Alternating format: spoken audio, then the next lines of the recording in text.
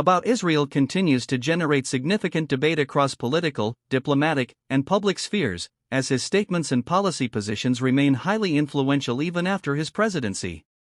Over the past months, Trump has consistently positioned himself as a staunch ally of Israel, emphasizing his administration's record in recognizing Jerusalem as the capital of Israel, moving the U.S. embassy there, and brokering the Abraham Accords that normalized relations between Israel and several Arab states. His recent remarks at campaign rallies and interviews have underscored his intent to pursue a more assertive U.S. role in the Middle East if he returns to office, arguing that current leadership has failed to protect Israel adequately amid escalating regional tensions. Trump's narrative paints himself as the strongest pro-Israel president in American history, a claim that resonates deeply with many within the pro-Israel community in the United States, including evangelical voters, conservative donors, and lobbying groups who see his policies as pivotal to strengthening Israel's security. Analysts note, however, that while Trump's rhetoric has energized his base, it has also reignited divisions within the U.S. political establishment, with critics warning that his policies overlooked Palestinian aspirations and deepened regional instability. International observers continue to highlight that Trump's unapologetically pro-Israel stance is seen by some as undermining America's image as an impartial mediator in Middle Eastern conflicts, creating both opportunities and challenges for U.S. foreign policy. These dynamics are fueling ongoing debates over whether Trump's return to the presidency would recalibrate U.S.-Israel relations in ways that could either stabilize or further polarize the region, particularly given the volatile situation in Gaza, Lebanon, and the West Bank. Recent developments in Israel have added urgency to these conversations, as the nation faces heightened security concerns, domestic political turbulence, and an ever-evolving regional landscape. The resurgence of militant activity along Israel's borders, combined with frequent clashes in the West Bank, has placed enormous pressure on the government of Prime Minister Benjamin Netanyahu, who remains both a longtime ally and occasional rival of Donald Trump. During his presidency, Trump and Netanyahu were perceived as having a uniquely close partnership, built on mutual political goals and a shared understanding of national security priorities. Yet, Netanyahu's more recent interactions with American leadership have been complicated by shifts in Washington's tone under the Biden administration, which has tried to balance support for Israel with cautious overtures to Palestinians and regional actors. Trump has seized on these changes to argue that Israel's global standing has weakened without him, repeatedly stating that only under his leadership did Israel achieve unprecedented recognition and respect from Arab neighbors. His campaign speeches have leaned heavily on images of strength, peace deals, and promises of unwavering loyalty to the Jewish state, contrasting them sharply with what he portrays as indecision and weakness from his successor. Israeli commentators remain divided on whether a second Trump presidency would truly deliver greater security, with some praising his boldness in sidelining Iran and its proxies, while others caution that his confrontational style risks sparking larger conflicts. This divergence underscores how Trump's legacy in Israel is not viewed monolithically. Instead, it reflects a complex mix of gratitude for his diplomatic milestones and apprehension about the long-term consequences of his policies. As Trump amplifies his messaging about Israel, American politics are also seeing Israel increasingly become a focal point of partisan battles, with Republicans often uniting around strong pro-Israel positions while Democrats face internal divisions over how to approach the conflict. Trump has exploited these fractures, accusing Democrats of drifting away from Israel and of being influenced by progressive factions critical of Israeli policies toward Palestinians. This tactic not only appeals to pro-Israel voters but also aims to present Trump as a global leader who values loyalty and strength, traits he insists Israel both embodies and deserves. In practice, his emphasis on Israel plays into larger themes of national identity, security, and foreign policy competence that dominate his campaign.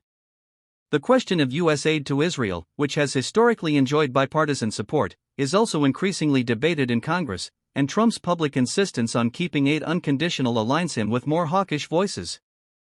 Critics argue that such an approach ignores humanitarian concerns and diminishes prospects for peace, especially as violence escalates and the humanitarian crisis in Gaza deepens. Supporters counter that Israel's survival in a hostile environment necessitates unwavering American backing, and they see Trump's policies as an unambiguous guarantee of that support. The stakes of this debate stretch beyond U.S. borders, as regional actors such as Iran, Saudi Arabia, and Turkey closely monitor America's domestic discourse on Israel, calculating how U.S. electoral outcomes might reshape alliances and threats in the Middle East. For Trump, Israel thus becomes both a symbol of strength and a rallying cry for his broader vision of America's role in the world, one where friends are supported unconditionally and adversaries confronted. Looking ahead, the interplay between Donald Trump's political ambitions and Israel's security dilemmas appears poised to remain a defining element of global headlines, particularly as elections near and Middle Eastern crises intensify. For many observers, the possibility of Trump re-entering the White House raises critical questions about continuity versus disruption in U.S. foreign policy. Would he double down on past strategies such as maximum pressure on Iran, continued recognition of contested territories, and expanded Arab-Israeli normalization, or would shifting realities demand adjustments even from him? In Israel, the political class is preparing for both scenarios, with some factions openly rooting for Trump's return while others tread cautiously, aware that his unpredictable style could destabilize fragile balances of power. Meanwhile, Palestinian leaders continue to express deep skepticism, recalling Trump's decision to cut aid to Palestinian institutions and close diplomatic channels, which they argue left them marginalized on the world stage. Human rights groups warn that a renewed Trump presidency could entrench the status quo further, leaving little room for negotiations on a two-state solution. Yet Trump's supporters dismiss these concerns, framing him as a pragmatic dealmaker capable of reshaping realities through bold moves. As global crises, from the war in Ukraine to rising tensions with China, dominate international diplomacy, Israel remains at the center of Trump's narrative about American strength and reliability. Whether this narrative resonates enough with voters to propel him back into power remains to be seen, but its implications for Israel, Palestine, and the broader Middle East are already shaping debates, strategies, and expectations across capitals worldwide, reinforcing the enduring weight of Donald Trump's voice in one of the world's most sensitive regions. Donald Trump's emphasis on Israel also intersects with broader questions of diplomacy, where his approach to international relations is characterized by direct negotiation, transactional bargaining, and a willingness to challenge long-standing norms. During his presidency, Trump repeatedly highlighted his personal rapport with world leaders, suggesting that traditional diplomatic institutions often slowed progress. In the case of Israel, this philosophy translated into bold moves such as withdrawing from the Iran nuclear deal, which he argued was flawed and dangerous for Israel's security. His insistence on reapplying maximum pressure on Tehran through sanctions and military deterrence was framed as a way to protect both U.S. interests and Israel's safety. Now, as Trump seeks to return to office, he has signaled a continuation of this hardline stance, promising that Iran would never obtain nuclear weapons under his watch. Critics of this strategy contend that it risks fueling an arms race in the Middle East and alienating European allies who still back the original nuclear accord. Supporters counter that Trump's uncompromising tone served as a deterrent that kept Israel's enemies cautious. This debate underscores how Trump's vision for Israel is not confined to bilateral relations but is tied deeply into his larger worldview of American primacy, national security, and an unapologetic defense of allies who, in his framing, embody strength and loyalty. In diplomatic circles, speculation continues over whether a second Trump presidency would further sideline multilateral institutions such as the United Nations, which he often criticized as biased against Israel, in favor of unilateral action and bilateral deals designed to cement Israel's position in the region. Economic dimensions of the Trump-Israel relationship also attract considerable attention, particularly regarding trade, investment, and defense cooperation. During his administration, the U.S. expanded joint technological ventures with Israel, particularly in cybersecurity, missile defense, and energy innovation, framing the partnership as mutually beneficial in both economic and strategic terms. Trump often cited these collaborations as proof of his administration's ability to strengthen America's economy while supporting Israel's development. Looking forward, Trump's campaign rhetoric suggests a willingness to expand these areas even further, tying them into his broader promise to bring jobs back to America by leveraging allies like Israel for innovation and trade. Critics argue that this approach risks skewing U.S. economic priorities in favor of narrowly defined strategic alliances while neglecting domestic challenges. However, within pro-Israel communities in the U.S., Trump's focus on deepening economic and technological ties resonates strongly, as it reinforces the idea of Israel as a vital partner rather than just a recipient of aid. Defense contractors and private firms on both sides also view a potential Trump return as an opportunity to secure new contracts, particularly given rising concerns about regional instability. Analysts note that any economic strategy involving Israel under Trump would likely intertwine with his larger vision of America First economics, where alliances are justified not only on moral or security grounds but also on their ability to deliver tangible economic gains for the United States.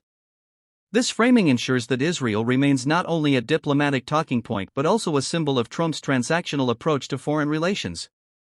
Public opinion surrounding Trump's handling of Israel remains polarized, reflecting the broader divides in American society over his leadership. Among evangelical Christians, who constitute a key part of Trump's base, his record on Israel is frequently cited as one of his greatest accomplishments, reinforcing religious and ideological beliefs about the biblical significance of the land. Among Jewish Americans, however, reactions are more complex, with some praising his recognition of Jerusalem and others criticizing his policies as dismissive of Palestinian rights and out of step with long-term peace efforts. Within Israel itself, Trump's popularity remains high among many citizens who view his tenure as a period of unprecedented U.S. support, but skepticism lingers among opposition figures who question whether his unpredictability and confrontational tactics ultimately serve Israel's long-term stability. Globally, reactions are even more diverse, with Arab states that normalized relations with Israel under the Abraham Accords expressing cautious optimism about a possible continuation of those agreements, while other regional actors remain deeply wary of Trump's polarizing effect on diplomacy. The international media often highlights this divide, noting that Trump's policies tend to create strong admiration among supporters and equally strong resistance among detractors, making consensus elusive. These conflicting perceptions illustrate how Trump's relationship with Israel is not merely a bilateral issue but a prism through which broader political and cultural battles are fought, both domestically and abroad. The international implications of Trump's stance toward Israel extend far beyond the Middle East, as world powers such as Russia and China closely monitor how U.S. alliances shape the balance of global influence. During Trump's presidency, both Moscow and Beijing criticized Washington's approach to Israel as destabilizing, while simultaneously exploiting opportunities to strengthen their own ties in the region. A return of Trump to the White House would likely prompt renewed strategic recalculations by these powers, especially if he pursues policies that marginalize international institutions and elevate unilateral action. European allies, already wary of Trump's skepticism toward NATO and the European Union, are particularly concerned that a more aggressive pro-Israel U.S. stance could complicate diplomatic efforts to maintain stability in the Middle East.